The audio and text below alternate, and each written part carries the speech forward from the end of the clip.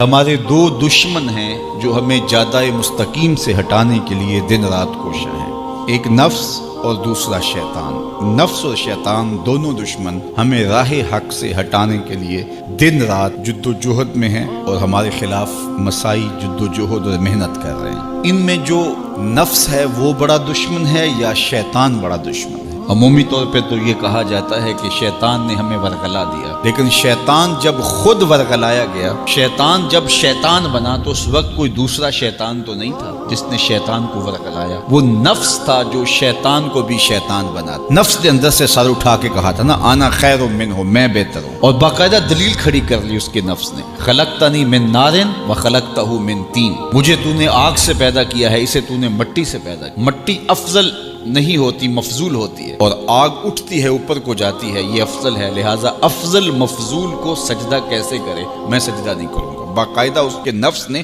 ایک دلیل تراشی۔ اللہ اگر چاہتا اس کی دلیل کے بخی و دھیڑ کے رکھ دیتا، لیکن اللہ تعالیٰ نے اس کی دلیل کا جواب دینے کی بجائے کہا جا میرے دربار سے نکل جا۔ اس نے کہا مالک مجھے مہلت دے دے، کہا جا قیامت تک تجھے مہلت۔ اللہ اکبر۔ تو اب شیطان کو شیطان بنانے والا نفس ہے جس نے اندر سے کھڑے ہو کے کہا انا خیر منہ، میں بہتر ہوں۔ اس میں نے شیطان کا بیڑا غرق کر، انانیت اسے کہتے ہیں، انا خیر منہ، اس سے انانیت ہے، میں بہتر ہوں۔ ایک بزرگ تھے، انہوں نے ساری زندگی اپنی زبان پہ لفظ میں نہیں آنے دیا۔ وہ فرماتے تھے یہ وہ لفظ ہے جس نے شیطان کا بیڑا غرق۔ تو وہ اس مفہوم کو ادا بھی کرنا چاہتے تو بالفاظ دیگر کر۔ کسی نے سنا کہ فلاں شخص ہے، اس کی زبان پہ کبھی میں کا لفظ نہیں آیا، تو اس نے کہا لو اس کی زبان پہ یہ لفظ کیوں نہیں آیا؟ میں جاتا ہوں اور ان کی زبان پہ یہ لفظ آئے ہی آئے۔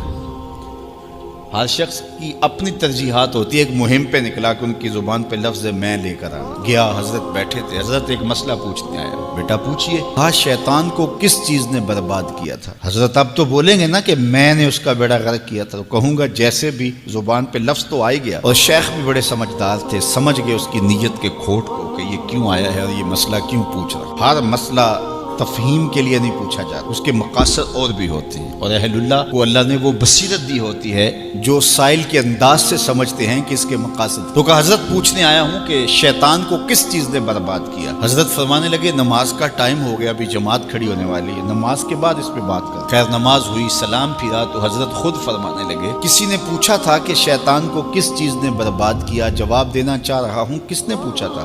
جھٹ کھڑا ہو گیا میں نے۔ کہا بس اسی نے اس کا بیڑا غرق کر دیا۔ تو انانیت میں جو ہے یہ شیطان کو شیطان بنانے والی، نفس جس نے اندر سے سر اٹھایا اور کہا انا خیر منہ، میں بہتر ہوں، تو یہ شیطان کو شیطان بنانے والا نفس ہے۔ تو نفس شیطان سے بھی بڑا دشمن۔ اب ہمارے ساتھ دو بڑے دشمن لگے ہوئے، ایک شیطان اور دوسرا نفس، اور دونوں ہمارے باطن کو اجاڑنے کے لیے، ہمارے من کو بے چراغ کرنے کے لیے، ہمارے اندر کی روشنیاں بجھانے کے لیے دن رات کوشاں۔ ایک تنہا ناتواں اکیلی جاں، دو دشمنوں کے نرغے میں، اور دونوں دشمن بڑے تگڑے اور بہت طاقتور، اور ہر وقت ہمارے اوپر حملہ آور۔ الشیطان جاسم علی قلب ابن آدم فاذا ذکر اللہ خنس واذا غفل وسوس۔ حضرت نبی رحمت صلی اللہ علیہ وآلہ وسلم نے ارشاد فرمایا شیطان اولاد آدم کے دل پہ قبضہ جماتا ہے، اور جب بندہ غافل ہوتا ہے تو یہ وسوسے ڈالتا ہے، اور جب بندہ اللہ کا ذکر کرتا ہے تو یہ بھاگ جاتا ہے۔ تو شیطان وسوسہ اندازی کرتا ہے، باطن کو اجاڑتا ہے، من کو لوٹتا ہے۔ نفس اور شیطان دو بڑے دشمن تھے جو ہمیں جادہ مستقیم سے بہکانے کے لیے دن رات کوشاں تھے۔ اب اللہ کا کرم دیکھیے، اذا دخل رمضان سلسلت الشیاطین، جب ماہ سیام جلوہ فراز ہوتا ہے تو شیاطین جکڑ دیے جاتے ہیں۔ جو ہی ماہ سیام شروع ہوتا ہے، چاند طلوع ہوتا ہے تو شیاطین جکڑ دیے جاتے ہیں، پورا مہینہ وہ آزاد نہیں رہتے، جکڑ دیے جاتے۔ سلسلت الشیاطین، یہ جو مسجدوں کے دروازے کھل گئے، جہاں 1.5 صف ہوتی تھی وہاں 5 صف تراویحوں میں ہیں، تو یہ شیطان کے بند جانے کی وجہ سے۔ لیکن مہنگائی کا طوفان ہے، بد نگاہی ہے، بد تہذیبی ہے، جھوٹ ہے، دیگر امور بد بھی جاری ہیں، یہ نفس کے موجود ہونے کی، نیکی کا ماحول پیدا ہوا یہ شیطان کے بند جانے کی وجہ، لیکن ہماری برائیاں بدستور موجود ہیں یہ نفس کے موجود ہونے کی وجہ سے۔ اب ہمارے لیے آسانی یہ ہو گئی کہ دو دشمن تھے جن کا ہمارے سے مقابلہ تھا، ایک نفس اور دوسرا شیطان۔ ہمارے لیے یہ سہولت ہو گئی کہ ہمارا ایک دشمن باندھ دیا گیا، اب دشمن ایک ہے جس سے ہم نے ماہ صیام میں، اور وہ دشمن کون سا ہے؟ نفس۔ اب نفس کا مقابلہ اتنا آسان بھی نہیں، یہ بہت ڈاڈا دشمن ہے، اندر کا دشمن ہے، گھر کا بھیدی ہے۔ باج فقیراں کسے نہیں ماریا، باہو ظالم چور اندر داہو۔ یہ بڑا سخت اور بڑا شدید قسم کا دشمن ہے۔ یہ اس کی چالیں بہت باریک، شیطان کی چالیں بھی بڑی باریک ہیں، اور نفس کی چالیں اس سے بھی زیادہ باریک۔ اب کیسے مقابلہ کریں گے؟ شیطان بھی ہماری متاع عمل کو لوٹنا چاہتا ہے، حتیٰ کہ ہمارے ایمان کو برباد کرنے پر تلا ہوا ہے، اور نفس بھی چالیں چل رہا ہے، اور ہم اپنی زندگی لاؤبالی میں گزارتے چلے جا رہے ہیں۔ ہمیں پتہ ہی نہیں کہ ہم موت کے کتنا قریب ہو رہے ہیں، اور شیطان ہمارے اوپر، نفس ہمارے اوپر حملہ آور ہے، اور یہ چاہتے ہیں ٹھیک ہے یہ چلتا رہے، یہ رسمی زندگی گزارتا رہے، کوئی بات نہیں، اس کے اندر کو ہم لوٹ لیں، اور یہ دونوں دن رات لگے ہوئے۔ ماہ صیام آیا تو ہمارا ایک دشمن بند گیا، ہمیں تھوڑی سی سہولت مل گئی۔ اب ایک ہی دشمن باقی ہے جس سے مقابلہ کرنا باقی ہے، اور وہ ہے نفس۔ اب نفس سے مقابلہ کیسے ہوگا؟ تو کسی ایکسپرٹ سے پوچھیں کہ جناب نفس ہے، ہم کمزور ہیں، شیطان دشمن ہمارا بندہ ہوا ہے، 2 محاذ کھلے تھے تنہا جان کے لیے، ایک محاذ بند ہو گیا، اب ایک ہی محاذ ہے، مقابلہ کرنا ہے تو کیسے کرنا؟ اللہ اکبر۔ تو ہم اقبال کی بارگاہ میں عرض کیا کہ آپ بتائیے۔ وہ کہنے لگے میں آپ کو اپنے مرشد مولانا رومی کے پاس لے جاتا ہوں۔ رومی کے پاس اقبال لے کر کے گئے تو رومی نے کہا کہ میں آپ کو ایک اور شخص کا پتہ بتاتا ہوں، اور وہ اتنا کامل ہے اور اس شعبے میں اس قدر ایکسپرٹ ہے۔ اس نے کہا ہفت شہر عشق را اتار گشت، ما ہنوز اندر خمیں یک کوچاں۔ عشق کے 7 شہر حضرت شیخ فرید الدین اتار گھوم چکے ہیں، اور ہم پہلے شہر کی پہلی گلی کے کونے میں کھڑے ہیں۔ یعنی اتنا بڑا شخص شیخ فرید الدین علیہ رحمہ، تو کہا وہ بتائیں گے تمہیں کہ نفس کا مقابلہ کیسے کرنا ہے۔ رومی کہتے ہیں کہ وہ میرے بھی استاد ہیں، رومی کہتے ہیں کہ وہ میرے بھی ہادی و مرشد ہیں۔ جس عشق کے شہر میں میں داخل ہوا ہوں اور ابھی کونے پہ کھڑا ہوں، اس طرح کے 7 شہر وہ گھوم کے بھی آئے۔ آؤ ان سے پوچھتے ہیں کہ جناب نفس قابو کیسے کریں؟ تو شیخ فرید الدین اتار نے کہا نفس نتواں کشت الا باسے چیز، بات گوئم یاد گیرش اے عزیز۔ نفس نہیں مرتا، لیکن 3 اسلحے اگر آپ کے پاس ہوں تو یہ نفس ٹھہر بھی نہیں سکتا۔ غور سے سن لیجئے، روحوں میں اتار لیجئے، اور زندگی میں ہمارا مقصد ہے اس نفس کا مقابلہ کرنا۔ شیطان کا مقابلہ کرنا بھی ہمارا مقصد ہے، اور نفس کا مقابلہ کرنا بھی ہمارا مقصود زندگی ہے۔ ساری زندگی فریب میں ہم میں نہیں گزارنی، زندگی تیزی کے ساتھ گزر رہی ہے، اور ہم آغوش موت میں اترنے والے ہیں۔ تو یہ ڈاڈے دشمن ہماری متاع عمل لوٹ رہے ہیں، ہمارے کیے ہوئے عمل کو عجب سے، تکبر سے، ریاکاری سے برباد کر دیتے ہیں۔ ہمیں پہلے عمل کی طرف جانے نہیں دیتے، پھر عمل کے اندر وسوسے ڈالتے ہیں، پھر عمل ہو جائے تو اس کو پھر برباد کرنے کی کوشش کرتے ہیں۔ کتنے ڈاڈے دشمن ہیں جن کے نرغے میں ہم پھنسے ہوئے ہیں۔ تو پھر ہمیں کوئی بندہ مل گیا ہے جو بتا رہا ہے کہ جناب اس کا مقابلہ ایسے کریں گے، تو پھر آج کی سن لیں ہم، اور غور کر لیں اور اپنے اندر اتریں۔ تو شیخ فرید الدین اتار ہمیں بتا رہے ہیں، تو سنیے وہ کیا کہہ رہے ہیں۔ نفس نتواں کشت الا باسے چیز، نفس نہیں مرتا، یہ بڑا ڈاڈا ہے، لیکن 3 اسلحے اگر آپ کے پاس ہوں تو یہ ٹھہر بھی نہیں سکتا۔ وہ 3 اسلحے کون سے ہیں؟ خنجر خاموشی و شمشیر جو، نیزائے تنہائی و ترک ہجو۔ ایک خاموشی کا خنجر، دوسرا بھوک کی تلوار، اور تیسرا تنہائی کا نیزہ۔ یہ 3 اسلحے تمہارے پاس ہوں تو پھر نفس ٹھہر بھی نہیں سکتا۔ خاموشی کے خنجر سے نفس پہ وار کیا جا سکتا ہے۔ میرے اور آپ کے آقا و مولا نے فرمایا من سامتا نجا، جس نے خاموشی اختیار کی وہ نجات پا گیا۔ ہماری زندگی کے جتنے بھی برے اعمال ہیں ان میں سے سب سے زیادہ برے اعمال ہماری زبان کرتی ہے۔ ہمارے ہاتھ بھی گناہ کرتے ہیں، کسی پہ ظلم کریں تو گناہ کرتے ہیں، ہمارے پاؤں بھی گناہ کرتے ہیں، برائی کے اڈے پہ چل کے جاتے ہیں، ہماری آنکھیں بھی گناہ کرتی ہیں، ہماری سوچیں بھی گناہ کرتی ہیں، ہم حرام کمائیں کھائیں تو پیٹ بھی ہمارا گناہ کرتا ہے، لیکن سب سے زیادہ گناہ ہماری زبان کرتی ہے۔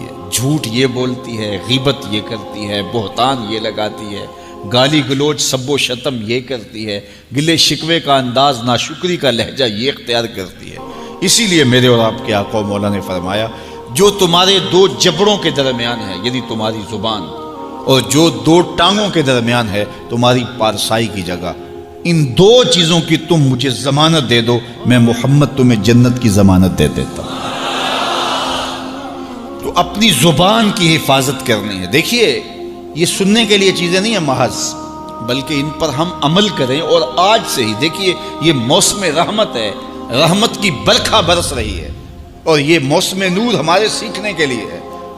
تو ہم اپنے نفس کو کیسے قابو کریں گے؟ دو دشمن تھے، ایک بندھا ہوا ہے، چھوٹ کے کچھ نہیں کر سکے گا اگر نفس کو قابو میں کر لیا، اور اگر ہم نفس کنٹرول نہ کر سکے وہ تو جہنم کی آگ میں اور زنجیروں میں جکڑا ہوا پیچ و تاب کھا رہا ہے کہ یہ جو ٹوپیاں پہنے ہوئے مسجدوں میں جاتے ہو نا، میں عید کے دن نپٹ لوں گا تم سے، وہ تو اور نفس کے ساتھ مل کے ہمارا بیڑا غرق کرے گا اور ہمیں اور دور کر دے گا، اور ہماری باطنی اساس اور بنیاد اور کمزور کر دے گا۔ اس لیے ضرورت ہے کہ ہم اپنے نفس کو ان دنوں کے اندر کمزور کریں۔ اس کا پہلا نسخہ کیا ہے؟ خاموشی کا خنجر۔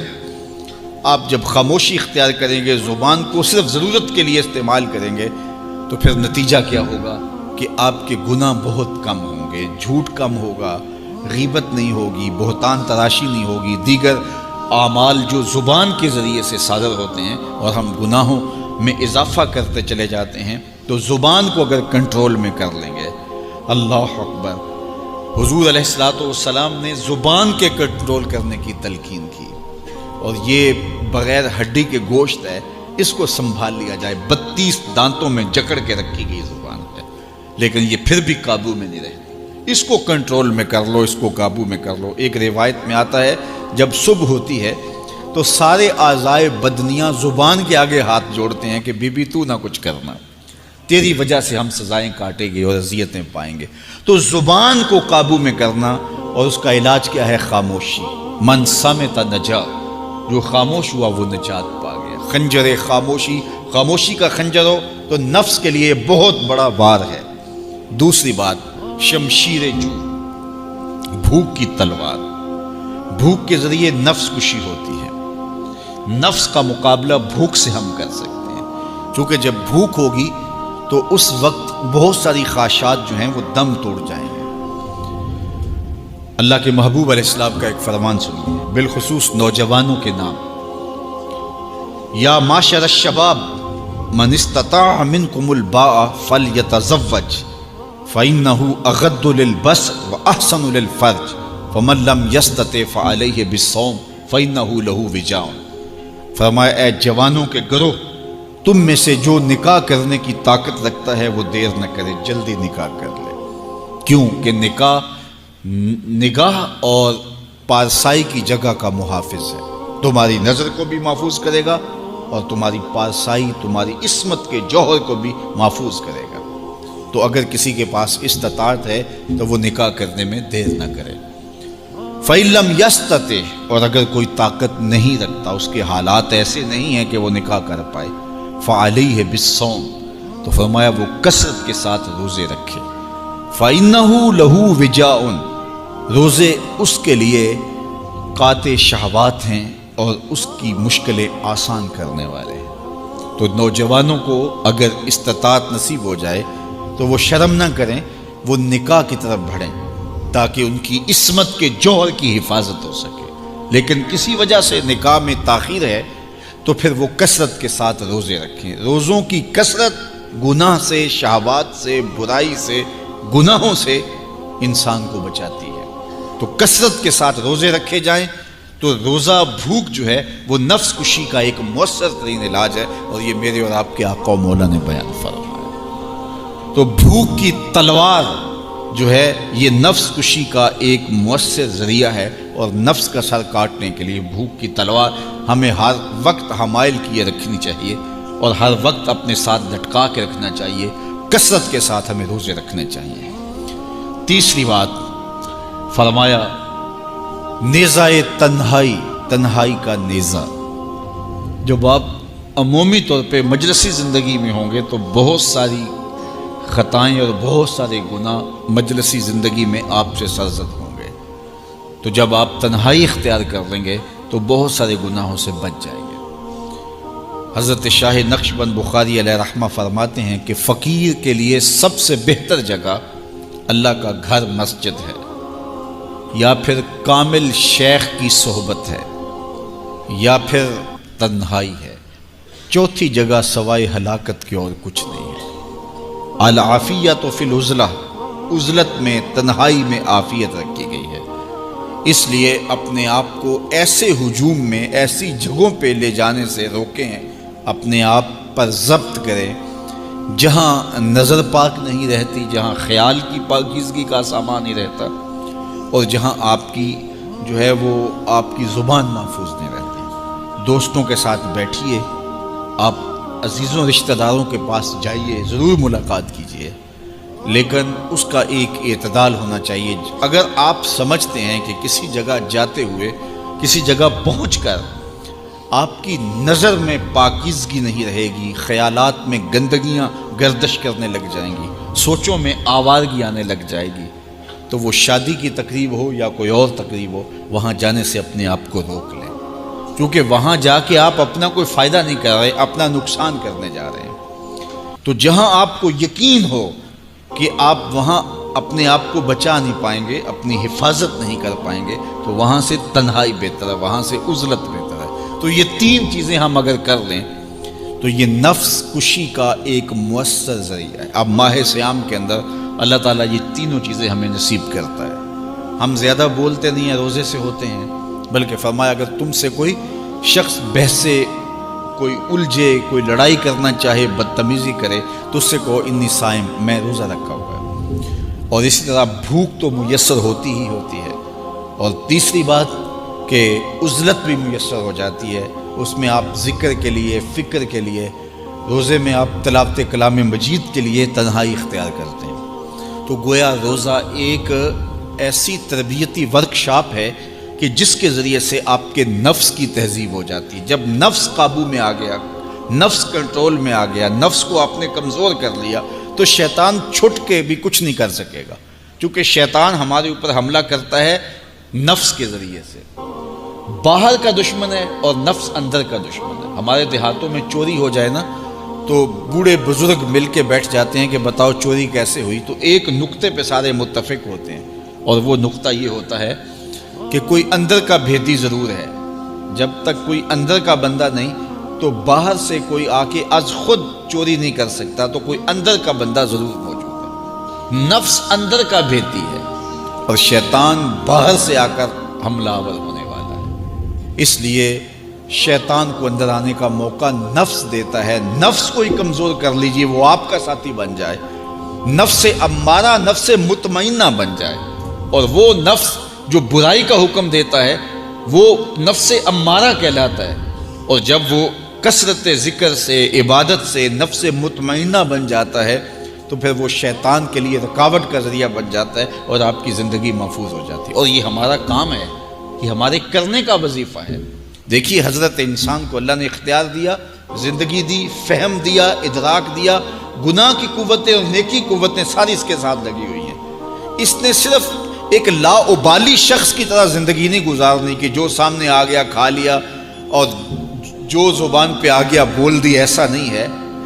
یہ تو انسان ہے، اس کو تو اپنی زندگی کی راہیں خود متعین کرنی ہے کہ میری دنیا آخرت کے لیے نفع بخش کیا چیز ہے اور نقصان دہ کیا چیز ہے۔ انا ہدیناہ السبیل اما شاکرا و اما کفورا، کہ ہم نے اس کو دونوں راہیں دکھا دی، وہدیناہ النجدین، اس کو پتہ ہے یہ اچھائی ہے یہ برائی ہے، اس نے اس سے اجالنا ہے اپنے اندر کو اور اپنے باطن کو سنوارنا ہے۔ تو ماہ سیام ہمارے لیے موسم رحمت اور موسم نور ہے، جو ہمارے اندر کی روشنی کا سبب اور ذریعہ ہے۔ تو آئیے یہ موسم اللہ نے ہمیں نصیب کیا، قرآن مجید کی کثرت سے تلاوت کریں، نفس کمزور ہوگا، تنہائی اختیار کریں، نفس کمزور ہوگا، اپنی زبان پہ قابو کر لیں، نفس کمزور ہوگا، بھوک تو ہم روزے کی وجہ سے کاٹتے ہی کاٹتے، نفس کمزور ہوگا۔ اب شیطان چھٹ کر بھی عید کے دن ہمارا کچھ بگاڑ نہیں سکے گا اگر ہم نے اپنے نفس پہ قابو پا لیا، اور اگر نفس پہ قابو نہ پا سکے تو شیطان تو پھر پیچ و تاب کھا رہا ہے، اور وہ ہمارے اوپر پھر اور زور و شور کے ساتھ حملہ ہوگا اور ہماری متاع عمل کو لوٹ لے گا۔ تو پھر کیا فائدہ ہوا کہ سارے مہینے کی محنت کی، عید کے دن، عید سے 4-5 دن بعد ہم نے لٹا دی تو فائدہ کیا ہوا؟ اللہ نے اس عورت کی مثال بیان کی ہے قرآن میں جس کا توازن ذہنی ٹھیک نہیں تھا، اور وہ سارا دن سود کاٹتی رہتی تھی اور شام کو اپنے ہاتھوں سے توڑ دیتی تھی۔ تو کہا کہیں ایسا نہ کرنا کہ تم بھی اس عورت کی طرح ہو جاؤ کہ اپنے ہاتھ سے کاٹا ہوا سوت اپنے ہاتھوں سے ہی توڑ دو۔